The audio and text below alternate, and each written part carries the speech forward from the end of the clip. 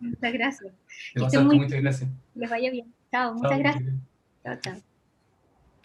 Ya, entonces, bueno, ahora vamos a continuar con la siguiente charla que le corresponde a la doctora Yanidet Escalante. Yanidet, mi compañera de beca de segundo año de la Universidad de Concepción, ya nos va a presentar igual un tema muy importante, en realidad por su frecuencia, ya que probablemente todos los niños cursan con este cuadro en algún momento de su niñez mientras ocupan sus paños, que es la dermatitis del pañal.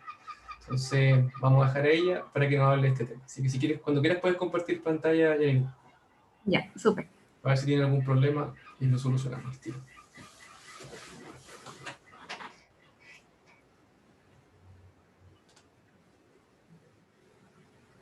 Ya, ¿me avisas cuando se vea? Se ve ahora, súper bien. Perfecto. Ya, entonces el día de hoy les voy a conversar acerca de la dermatitis del área del pañal.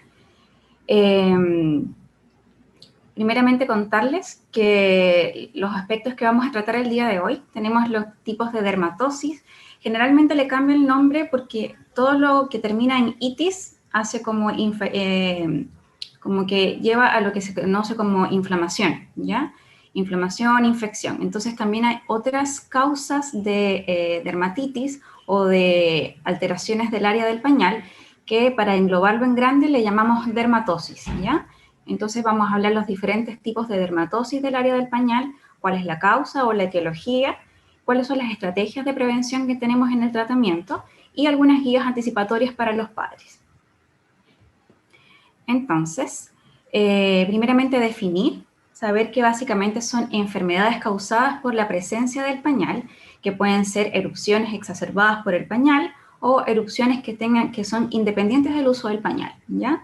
Algunas son necesariamente ocasionadas por el uso y otras veces son otras entidades médicas que justo tienen una prevalencia mayor en esa área, pero no son causadas por el pañal, ¿ya? A eso es lo que me refiero.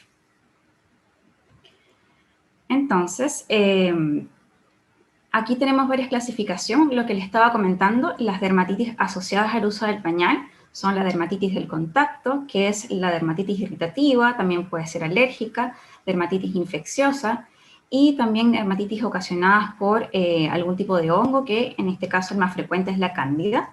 Y también tenemos algunas alteraciones de la piel, del área del pañal, que pueden ser ocasionadas por bacterias, por algunos virus, entre otras cosas, y algunas alteraciones principalmente que tienen que ver con la inflamación de la piel. Dentro de ellas tenemos la dermatitis seborreica infantil, también está la psoriasis infantil y algunas enfermedades sistémicas que también pueden ocasionar alteraciones en el área del pañal. Básicamente, la razón por la que se produce es por diferentes causas. Por ejemplo, puede ser la producción de alguna bacteria, también el contacto con la orina y las heces, la fricción, un ambiente cerrado, oclusivo, que también genera como un microambiente propicio para generar irritaciones, inflamación. Básicamente, ¿cómo lo podemos ver o presentar? Son síntomas que dentro de ellos está la sensibilidad en la piel, ver la escoriación o rosaduras, también puede haber algo de descamación y enrojecimiento. Entonces, básicamente, esta entidad está presente en un 20% de los niños, principalmente en algún momento, como lo dijo bien Pablo al comenzar, en algún momento pueden presentar dermatitis del área del pañal. La edad más frecuente, entre un 50 y un 65% son lactantes y la mayor prevalencia de estos son entre los 9 y los 12 meses. Ya en esta etapa es donde mayormente se encuentra la dermatitis del área del pañal. Y uno lo puede clasificar de acuerdo a la clínica o los síntomas que presente, puede ser leve, moderado o severa. Siempre el más frecuente va a ser la leve, ¿ya? En algunos casos puede haber más complicaciones, donde puede ser más moderada y solo un porcentaje bastante pequeño, un 8%, tiende a ser severa. Y lo llamativo de esto es que solo el 7% de estas condiciones consultan a un centro de atención primaria. Ya no todas las dermatitis son consultadas por el médico o por el pediatra. Ya, entonces, principalmente ¿Cómo se produce la dermatitis básicamente irritativa? Tenemos principalmente el uso del pañal. Entonces, el usar el pañal, recordamos que tenemos ocluido esa área o cerrada, esa área cubierta por el pañal, y eso produce dos cosas. Primero, hay una retención de orina y heces, ¿ya? Y también esto ayuda a que haya una humedad en la piel. Entonces, estas dos condiciones pueden generar, por ejemplo, el estar en contacto con la orina y las heces puede generar un irritante para la piel. También recordar que cuando tenemos la presencia de orina y heces, hay dos cosas que ocurren. Por ejemplo, dentro de la parte de las deposiciones o las heces, existen algunas enzimas fecales, ¿ya? Dentro de ellas también está la ureasa y también la urea de la orina. Esto hace que se convierta en amonio y principalmente esto aumenta el pH. Y esto, al aumentar el pH de esa condición de la piel, produce igualmente proteasas y lipasas, y esto ocasiona una inflamación del área del pañal, una inflamación de esta piel, ¿ya? De esta piel que está en contacto principalmente con estas deposiciones, ¿ya? Y adicionalmente el factor de la humedad. Entonces, esta humedad produce una sobrehidratación, y cuando básicamente tenemos esta sobrehidratación se macera, entonces la piel igual está excesivamente húmeda y esto también ocasiona una dermatitis del pañal, ¿ya? Entonces tenemos básicamente, este es el ciclo que se va produciendo, y obviamente si tenemos esta área macerada, sobrehidratada, además del contacto con estas sustancias que pueden ser irritantes, cuando pasan mucho tiempo en contacto con la piel, podemos generar una infección secundaria, sobrecrecimiento de bacterias, hongos, entre otras cosas. Entonces, principalmente la más frecuente, como les comentaba, es la dermatitis irritativa. Por lo general es asintomática en algunos casos, cuando ella es como un poco más leve, y después puede ser un poco más dolorosa o incómoda para nuestros niños. Es la más prevalente, no tiene ninguna diferencia desde el punto de vista étnico, y tanto en niñas como en niños es igual, ¿ya? Hay algunas condiciones médicas que son más frecuentes en niñas que en niños, pero en este caso es por igual, ¿ya? Indistintamente. Por lo general es autolimitada y puede ser episódica. Eso quiere decir que pueden haber momentos en que la piel esté bien, que no tengamos ningún problema, y evidentemente en algún momento de repente eventual tenemos una dermatitis, ¿ya? Una inflamación, un enrojecimiento, y después se sana, mejora, y luego nuevamente volvemos a tener un nuevo cuadro, ¿ya? Entonces, ¿qué es lo característico de esta parte irritativa? Es que principalmente, como pueden ver en esta imagen, solamente afecta las áreas que no tienen que ver con los pliegues, ¿ya? No compromete pliegues cuando estamos hablando de una entidad irritativa, ¿ya? Que principalmente son las zonas donde se deposita, por ejemplo, el contacto de las deposiciones o de la orina, ¿ya? Pero por lo menos el área de pliegue se mantiene libre. Eso nos habla acerca de una dermatitis irritativa, ¿ya? Luego tenemos otra dermatitis, se me pasó una más, otra dermatitis que principalmente es la conocida como erosiva. En estos casos ya no solamente se ve como un aspecto o un área roja, sino que empiezan a verse como algunas partes como erosivas, ¿ya? Como algunas úlceras pequeñitas. Entonces aquí es un poco más complejo, ya además de ver el enrojecimiento, pueden haber quizás algunos nódulos, algunas pápulas, que son unas lesiones que parecen como unas pepitas, ¿ya? Y esto igual ocurre en algunos pacientes que tienen factores de riesgo. ¿Cuáles serían esos factores de riesgo? Principalmente si nuestros niños están con algún tratamiento antibiótico, por ejemplo. Esto también hace que no solamente las deposiciones y la orina produzcan una irritación, sino que también el tema del uso de medicamentos, alguna condición o enfermedad de base, también pueden generar una dermatitis un poco más compleja, ¿ya? El nombre se conoce como dermatitis erosiva de Jacquet, pero principalmente ese es el concepto. Luego tenemos básicamente cómo podemos evitar estas condiciones, cómo podemos hacer para que nuestros niños no tengan estas dermatitis. Principalmente existe como en un ABCD, ¿ya? Entonces esto principalmente significa que el área del pañal debe ser cambiada frecuentemente, ¿ya? Tratar de usar preparados de barrera, que son principalmente algún tipo de crema que sirva más que todo como una barrera, como un aislante de las deposiciones y la orina en conjunto con la piel, ¿ya? Que produzca como un aislante. y también se pueden realizar, en vez de usar toallitas diarias, por ejemplo, de estas toallitas húmedas para limpiar, básicamente lo mejor es utilizar un agua tibia, ya, lavar con agüita el área afectada, pero evitar el uso de toallitas húmedas. Y tampoco limpiadores potentes, ni tampoco hacer un refregado importante, porque eso ayuda principalmente a dañar lo que es la barrera cutánea y empeoramos más las condiciones.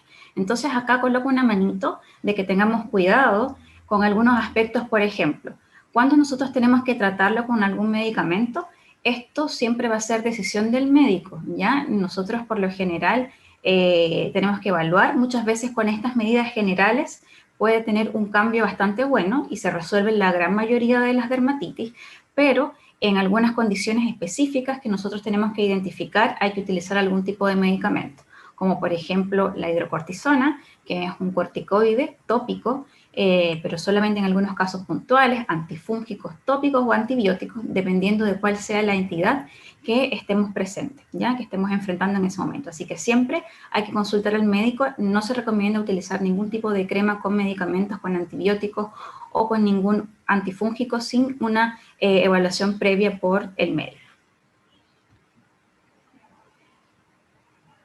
Igualmente existen algunos productos, por ejemplo esto, no tengo ningún conflicto de interés, simplemente es como para que vean cuáles son algunos productos que usan más frecuentemente y que sepamos un poco en qué consisten. Por ejemplo, el Bepantol.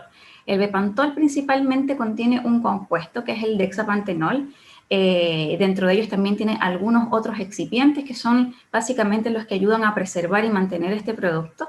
Dentro de ellos está la anolina, la parafina, también presenta aceites de almendras, vaselina líquida, y este tipo de productos yo básicamente no es tan recomendable porque, por ejemplo, cuando tenemos un paciente que tiene un grado de irritación importante, estos productos o estos excipientes también pueden contribuir a exacerbar un poco más el tema de la erosión o la lesión que estamos en presencia de ello. Y además que muchos de nuestros pacientes también pueden generar alergias a diferentes tipos de estos componentes. Entonces, dentro de todo, es muy importante que sea siempre evitar usar algún tipo de crema si no está prescrita por un médico, ¿ya? Porque quizás en algunos, por ejemplo, uno siempre tiende a escuchar, no, es que mi vecino o mi sobrina o tienen algún caso conocido donde oye, sabes que esta crema es súper buena, pero recordar que no todos los pacientes son iguales, no todas las dermatitis son la misma, entonces siempre es bueno tratar de utilizar cuando sean prescritas por un médico, ¿ya? Igualmente existen otros productos que también son conocidos como lipogloss. Esto principalmente igual contiene productos de vitamina y también contiene óxido de zinc. El óxido de zinc es súper importante porque básicamente este es como uno de los compuestos que actúa como barrera ya para evitar, como les decía yo, estar en contacto con las deposiciones y la orina. Entonces principalmente esto ayuda como barrera cutánea. El único problema que podemos tener en esos casos es que a veces las vitaminas también, no en todos los casos, no en todos los pacientes pueden generar igual reacción, ¿ya? Entonces igual hay que tener precaución con algunos de estos productos. También existen diferentes productos que son ya se eleva un poco el costo, como por ejemplo los de la Roche, el Cicaplast. Como pueden ver, tiene gran variedad de componentes, pero dentro de ellos, uno de los principales que presentan es el óxido de zinc, y también contienen pantenol, que básicamente estos se encargan como de restituir o son regeneradores de la barrera cutánea, y por lo general también sirven de buena barrera, pero básicamente igual tienen un alto costo estos productos para utilizar, y que principalmente, con lo que yo les comentaba, la función que debe cumplir el producto es que sirva de barrera, y ojalá que tenga la menor cantidad de ingredientes posible, porque también eso nos asegura de que nuestros niños no vayan a tener alguna reacción o que vayan quizás a perjudicar o a empeorar quizás las lesiones. Pero claro, algunos pacientes se benefician, por ejemplo, también contienen madecasol, son algunas sustancias que tienen un efecto como cicatrizante. Entonces, en estos casos, algunos pacientes pueden beneficiarse de estas condiciones o de estos productos, pero igual no es lo habitual, no es que si no uso la Cicaplast de la Roche no se va a mejorar mi hijo, no, tampoco hay que obsesionarnos con los productos, sino básicamente entender el principio. Lo principal es prevenir y tampoco como que casarnos con un producto y decir no, porque este es el único que le hace bien, no, verdaderamente existen otros productos que son un poco más simples, que cumplen la misma función y que también si nosotros no cumplimos todas las indicaciones, como por ejemplo el cambio de pañal frecuente, entre otras cosas, no vamos a tener una mejoría aunque estemos utilizando un producto que verdaderamente tiene muchas propiedades que igual puede mejorar, pero si no cumplimos el resto de las medidas no vamos a solucionar tampoco el problema. Igual, así como la Roche, también tenemos otro producto que es de Avent, que es el Cicalfate, que también es como de la misma línea, que contiene varios productos, dentro de ellos algunos que contienen propiedades cicatrizantes, que mejoran la barrera cutánea, pero dentro de ellos, como les estaba comentando, lo principal es cumplir la barrera, que cumplan el efecto de barrera, ¿ya? Y para mí mi favorito de siempre va a ser la pasta láser, ya porque como pueden ver este es el contenido principal que tiene, óxido de zinc, que es una barrera perfecta para el cuidado de la piel en nuestros niños y principalmente quizás a veces no les agrada a algunos papás o algunas personas es porque consideran que se adhiere mucho a la piel y de repente cuando tiene algunas deposiciones como que tiende a quedar como todo junto. Entonces, la recomendación es que cuando utilizamos la pasta láser, principalmente no tiene que quedar del todo o no tenemos que retirar del todo la pasta láser, porque normalmente cuando hacemos la muda o el cambio del pañal, siempre tiene que quedar alguna, como que algún residuo de la pasta láser, va a quedar como alguna sombrita blanca. Entonces no hay que hacer como un refregado o intentar sacarla toda, no hay problema, se puede aplicar sobre esa misma, obviamente retirando y limpiando cuando el área esté con deposición o con orina, limpiar con agüita, pero si queda un poquito blanco en la piel no tenemos que forzarnos en retirarla toda, ya fácilmente sobre esa misma se puede aplicar nuevamente la pasta láser y ahí vamos a estar bien, no vamos a tener ningún problema. Luego, también es importante ver que hay algunas propiedades, por ejemplo, de la leche materna. Siempre nos hablan que la leche materna es súper importante para el tema de nuestros niños, pero también tiene otra función. En algunos estudios que se han realizado, se observa que utilizando leche materna de forma tópica, o sea, aplicándola directamente la leche materna en conjunto igualmente con algunos elementos, puede también tener efectos similares a lo que se utilizaría un corticoide, por ejemplo. Solamente el aplicar la leche materna de forma tópica, ¿ya? De forma directa en el área afectada. Sobre todo, claro, obviamente en dermatitis que no sean complicadas, solamente una dermatitis puede ser como leve, ¿ya? De leve a moderada.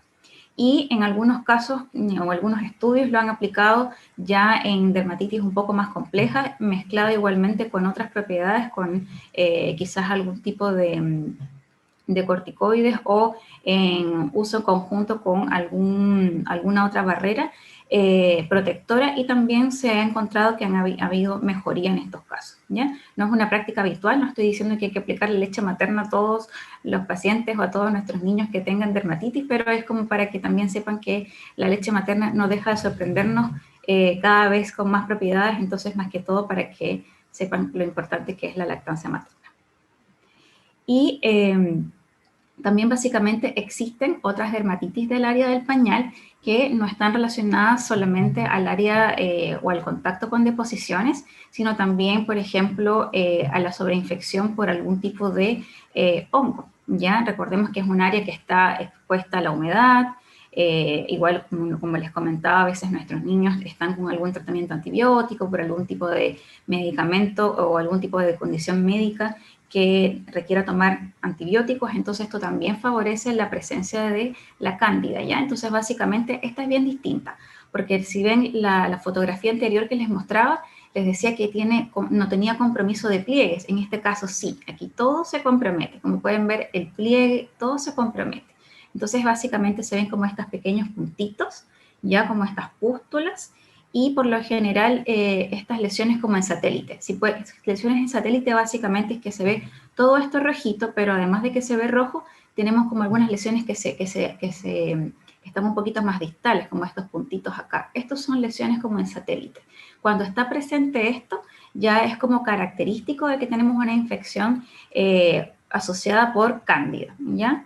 Entonces, en estos casos hay que consultar al pediatra, ¿ya? Al pediatra o al médico para que lo evalúe principalmente y deje algún tratamiento específico para esto, ¿ya? Dentro de ellos podemos utilizar la nistatina y también el clotrimazol en algunos casos, pero principalmente es recomendable que sea evaluado por un médico, ¿ya? Porque a veces en la farmacia tienden a haber de estas cremas poderosas que tienen un poquito de corticoide, un poquito de antimicótico y tienen un poquito de cada cosa, y finalmente eso es perjudicial porque hace que se prolongue más esta entidad, ¿ya? Porque básicamente los medicamentos corticoides se usan por muy poquito tiempo, 3 días, 5 días máximo. Y por ejemplo, si vamos a utilizar un medicamento que contenga antimicótico, por lo general tenemos que usarlo por 7 días, por 10 días. Entonces es como un círculo vicioso, porque si usamos corticoides por más tiempo, hacemos más, como que más agradable la estadía del hongo. Entonces en el fondo estamos perpetuando el ciclo y nunca va a terminar. Así que lo mejor es consultar al médico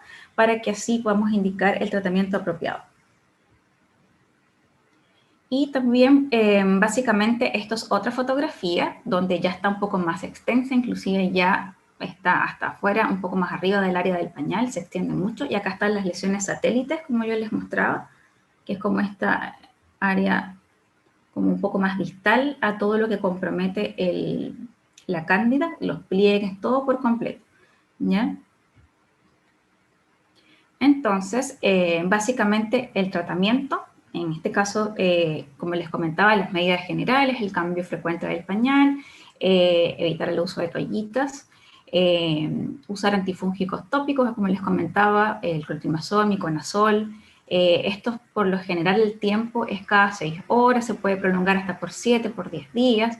Por eso es que básicamente no se recomienda el uso de medicamentos que contengan corticoides y antimicóticos en uno mismo, porque, como les decía, el corticoide se tiene que usar un máximo de 3-5 días, en algunos casos 7, pero eso es caso a caso. Y hay algunos pacientes que también, adicionalmente de la dermatitis o el área de la cándida o la micosis del pañal, presentan alteraciones también a nivel de la mucosa oral, ¿ya? Esto se conoce como algorra. Y en estos casos, con más razón, hay que consultar al médico porque el tratamiento en estos casos es sistémico, ¿ya? Eso quiere decir que hay que darle medicación vía oral.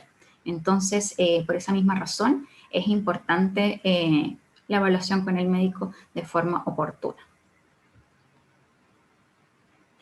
Y también existen algunas entidades que no tienen que ver con el uso del pañal, pero que también hay que saber que pueden existir, como la psoriasis, la dermatitis seborreica, la dermatitis ocasionada por algunos agentes microbianos, la dermatitis atópica, ¿ya? Entre otras. Entonces, básicamente hay que tener mucho cuidado cuando no tenemos una respuesta con el tratamiento, cuando ya estamos viendo que no mejora con la crema que estamos aplicando, cuando la lesión ya dura un poco más de 3-4 días, entonces como que verdaderamente no estamos viendo mejoría, cada vez está peor, entonces ahí básicamente tenemos que consultar igualmente. O cuando vemos lesiones, como les comentaba, que no son como lo usual. Entonces, por ejemplo, en estos casos, ¿ya? Como les comentaba, no solamente está la presencia de un enrojecimiento, sino también ya se ven unas úlceras, hay un mayor compromiso. O también, por ejemplo, este otro paciente que ya lo anterior era una dermatitis erosiva, irritativa. Esta es una infección por cándida, como pueden ver las lesiones acá en satélite que se alejan un poco de la lesión central. Y acá siempre coloco el médico porque es importante que lo lleven al médico. Y está otro tipo de lesiones que también tienen que ver con cándida o inflamación o infección asociada a algún agente micótico. Y básicamente existen otras entidades que hay que tenerlas presentes o que las conozcan. Por ejemplo, si no solamente está la inflamación y la irritación, sino que también hay presencia de dolor, hay algún tipo de sangrado, ¿ya? O, por ejemplo, está como muy circunscrito solamente perianal la lesión, entonces allí hay que consultar nuevamente, hay que consultar al médico porque quizás se trate de otra entidad. Hay una entidad bacteriana, que es una dermatitis estreptocócica, ya el estreptococo es una bacteria que puede ocasionar este tipo de alteraciones, por lo que debe tratarse con tratamiento antibiótico. Entonces, por esa razón también deben consultar al médico. Y existe también otra entidad importante que es la dermatitis seborreica, que es bastante frecuente. Pero ¿qué pasa con esta dermatitis seborreica? Por ejemplo, esta principalmente se puede ver en otras áreas del cuerpo, no solamente en el área genital, sino también puede tener algunas lesiones descamativas a nivel del cuero cabelludo, que se conoce como costra láctea, ¿ya? Que aparece por lo general en la época como más precoz, ¿no? A nivel recién nacido, el primer mes de vida, se pueden comenzar a formar. Las lesiones, como pueden ver, no son lesiones como pruriginosas, pero hay descamación, ya hay una inflamación. Y, por ejemplo, también en áreas como, por ejemplo, a nivel del pabellón auricular, y también puede estar a nivel de las cejas, a nivel del centro facial, ¿ya? Entonces son varias condiciones que nos pueden estar hablando acerca de una dermatitis seborreica, ¿ya? Y en estos casos, entonces, con más razón también es importante que sea evaluado por el pediatra. Y también tenemos otras alteraciones, que en este caso es la psoriasis, que hay una psoriasis, una forma de presentación que igual se exacerba un poco en la área del pañal, ¿ya? Entonces, pero son lesiones un poco más, es como una placa, ya son lesiones un poco más levantadas, donde tienen una descamación un poquito más gruesa, ¿ya? Entonces, en estos casos, con más razón, debe haber un antecedente familiar importante, entonces debe ser evaluado igualmente por el médico, que también a veces se tiende a confundir con algunas otras entidades, como por ejemplo las dermatitis que vimos o algunas otras que conversamos anteriormente. Entonces sí es importante igual tenerlo presente y verlo con el médico. Entonces, otra alteración también que podemos estar presente es la escabiosis, ¿ya? La escabiosis es también conocida como sarna, que también puede simular que pudiéramos estar ante la presencia de alguna dermatitis, pero también ver que tiene una mayor extensión, pero recordar que también se pueden exacerbar en el área de los pliegues, ¿ya? En el área inguinal, pero obviamente en estos casos es muy pruriginoso, ¿ya? Entonces, y también puede tener otra extensión a nivel del cuerpo, principalmente los pliegues, ya se pueden ver algunas costras, entonces es importante de igual forma tenerlo en consideración. Y básicamente, para recordar los puntos claves, saber que las causas o la etiología más común es la irritativa, la mejor forma es prevenirla, ¿ya? Saber cuáles son los factores que pueden ser gatillantes en esta condición, que es la humedad, la fricción, la irritación. Todos estos contribuyen a presentar una dermatitis del área del pañal, irritativa principalmente. Recordar que existen otras entidades que también tienen que tratarse con medicamentos tópicos como los antifúngicos, en aquellos que se pueda confirmar o estemos en la sospecha de una candidiasis del área del pañal. En el momento de utilizar corticoides, por lo general se usan corticoides de baja potencia o también conocidos como los no halogenados tópicos, generalmente cuando son severas, ¿ya? No cualquier irritación vamos a dejar de primera línea o de entrada un corticoide. Esto se reserva solamente para casos más severos. Y recordar que cuando tenemos un tratamiento que no responde al tratamiento, ver si realmente tenemos si hay una buena adherencia, si se está cumpliendo el tratamiento adecuadamente. A veces simplemente el tema del pañal, que quizás en algunos pacientitos tenemos que hacerlo un poquito más frecuente, ya, sobre todo si está con algún tratamiento antibiótico que pueda alterar las condiciones de la piel, de la orina. Entonces, con más razón hay que ser un poco más cuidadosos en ese aspecto y pensar que también existen otras entidades en el área del pañal que hay que tenerlas en consideración y que deben ser evaluadas siempre por un especialista, por un pediatra o por un médico. Esta es la presentación que les tenía, espero que les haya gustado, así que muchas gracias por estar. Súper. Muchas gracias a ti, Yaniret. Estuvo súper buena la presentación. Pues hay cosas que yo no manejaba, porque generalmente las cosas dermatológicas a veces se nos escapan a todos. Así que bueno, ahora viene la parte de algunas preguntas que quedaron anotadas acá en el chat de YouTube. Así que te voy a leer algunas. Una pregunta dice sobre si hay algún tipo de jabón especial que se pueda utilizar para realizar el aseo en el área del pañal. Claro, básicamente lo mejor es utilizar estos que no tengan ningún tipo de fragancia, ¿ya? Porque generalmente estos jaboncitos que huelen muy rico, entonces eso es como una gran prueba. Cuando vayamos a comprar el jabón para nuestros niños, lo mejor es olerlo, olerlo. Y si huele rico, no nos sirve, ¿ya? Porque entonces eso quiere decir que tiene productos que pueden generar irritación o exacerbar. ¿Cuál sería como que el perfecto, el ideal?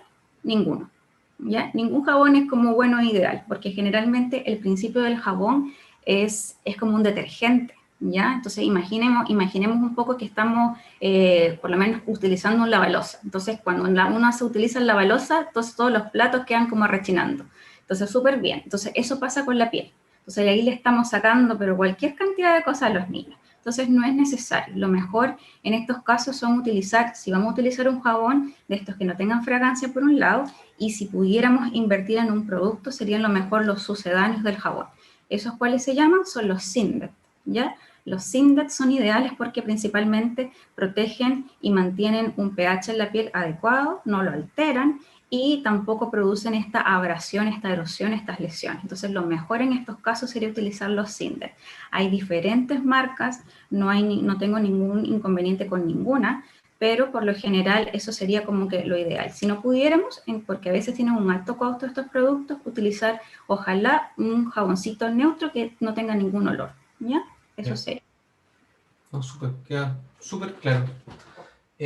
Acá hay otra pregunta en relación al uso de antifúngicos tópicos, si es que hay alguna restricción como por edad, si es que, por ejemplo, su médico lo indica, no especialista, si existe alguna edad, por ejemplo, acá lo preguntan en recién nacido, si es que está contraindicado o qué precaución hay que tener. No, básicamente la presencia de candidiasis, que es como el agente más frecuente, que es un tipo de hongo, no tiene ninguna contraindicación en niños, ¿ya? Pero básicamente, ¿cuáles no tienen contraindicación?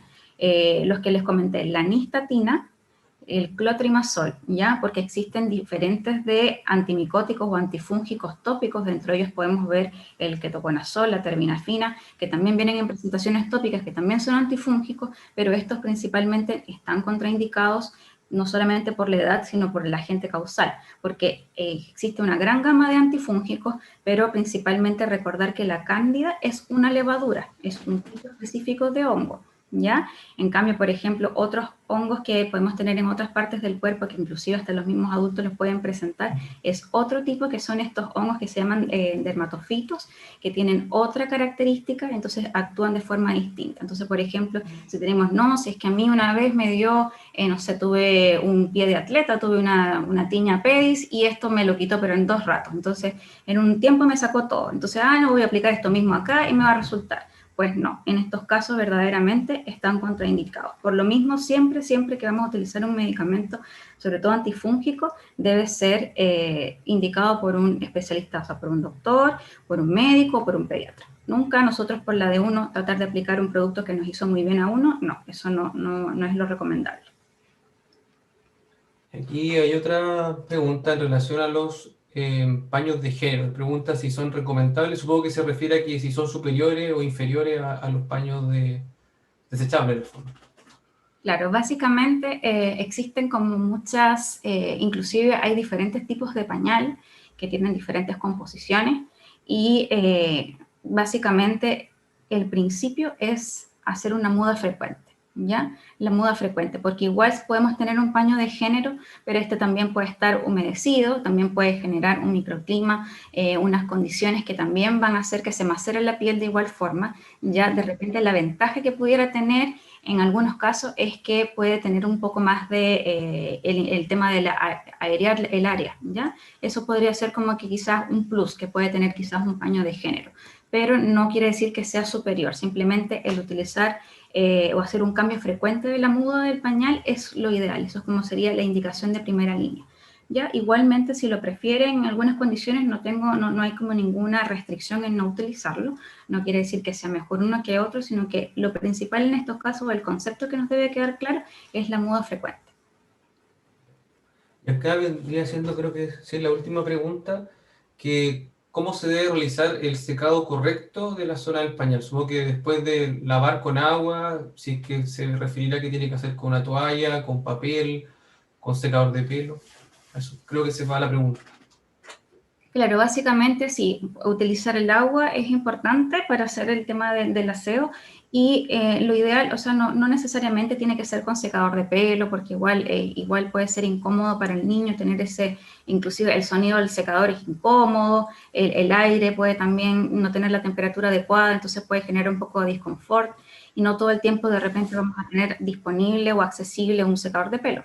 Entonces, principalmente es secar, puede ser con un pañito suave y que la ideal es que sea con tocaciones, ¿ya? Que sea así como muy suavemente, no tratar de no hacer una fricción, ¿ya? Eso es lo importante, eso, tratar de no friccionar porque esa piel igual está lastimada, en el caso de que ya tengamos una irritación, entonces como que la idea es no producir más daño a la piel, ¿ya? Entonces siempre de forma muy, con tocaciones, bastante cuidadosa y evitar la fricción. Esa sería como la forma adecuada.